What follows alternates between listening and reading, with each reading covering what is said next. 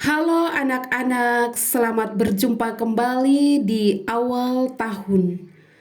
Mari kita lanjutkan belajar di semester 2 dan bab 4. Baik anak-anak, kita akan belajar bab 4, teks eksplanasi, yaitu tentang pengertian, ciri, dan struktur teks eksplanasi. Yang pertama, teks eksplanasi. Apa itu teks eksplanasi? Menurut KBBI, eksplanasi adalah penjelasan. Jadi teks eksplanasi berisi tentang penjelasan proses mengapa dan bagaimana yang berkaitan dengan fenomena atau suatu peristiwa. Fenomena atau peristiwa pada teks eksplanasi terbagi menjadi 3, yaitu yang pertama fenomena alam. Contoh, hujan, pelangi, gempa bumi, aurora, gunung meletus, banjir, gerhana, tsunami, dan lain-lain. Jadi fenomena alam ini terjadi secara alami. Fenomena yang kedua yaitu fenomena sosial. Contoh fenomena sosial yaitu globalisasi, migrasi, urbanisasi, kemiskinan, tawuran, dan lain-lain. Fenomena yang ketiga yaitu fenomena budaya. Contoh fenomena budaya yaitu budaya gotong royong, upacara adat, budaya batik, dan lain-lain. Fenomena ini terjadi karena adanya kebiasaan yang dilakukan di suatu tempat atau di suatu daerah. Itulah pengertian dari teks eksplanasi. Lalu apa tujuan dari teks eksplanasi? Tujuannya yaitu untuk menjelaskan tahapan, langkah, atau proses terciptanya suatu fenomena atau peristiwa yang terjadi secara ilmiah maupun sosial.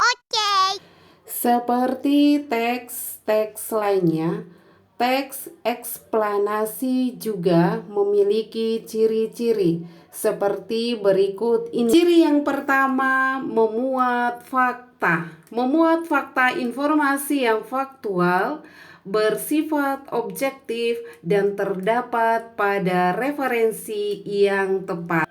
Jadi informasi yang disampaikan melalui teks eksplanasi harus benar-benar terjadi, memiliki referensi yang tepat, dan bisa dipercaya. Ciri yang kedua yaitu bersifat keilmuan.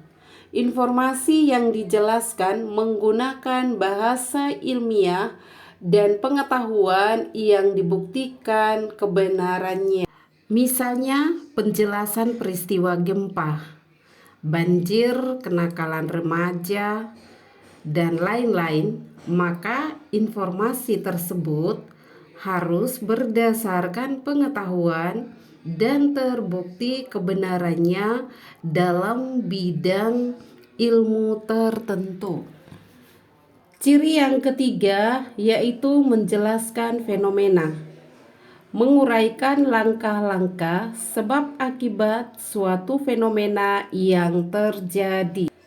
Dan ciri yang keempat yaitu informatif, yaitu memberi penjelasan atau informasi secara jelas dan terperinci tanpa mempengaruhi pembaca dengan argumen pribadi, opini pribadi, atau pendapat pribadi. Itulah ciri dari teks eksplanasi. Baik anak-anak, kita lanjut ke struktur teks eksplanasi. Struktur yang pertama, identifikasi fenomena. Bagian ini berisi tentang identifikasi fenomena yang akan dibahas secara umum seperti pengertian, jenis, asal, tempat terjadi, dan lain-lain. Struktur yang kedua, rangkaian kejadian. Bagian ini berisi rincian terjadinya fenomena yang dibahas Rincian fenomena bisa berupa proses secara detail.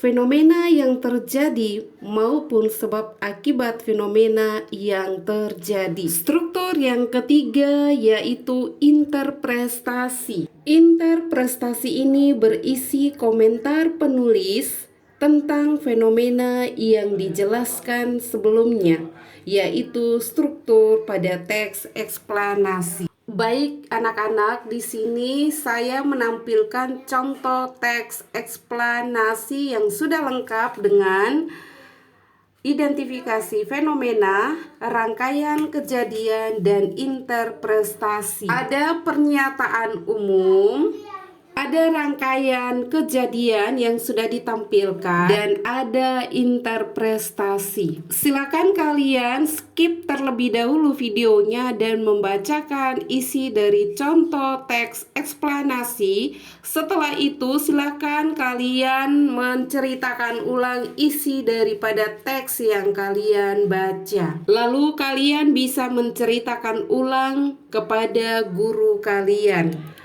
Pembelajaran kita sampai di sini. Kita lanjut pada jadwal berikutnya. Terima kasih.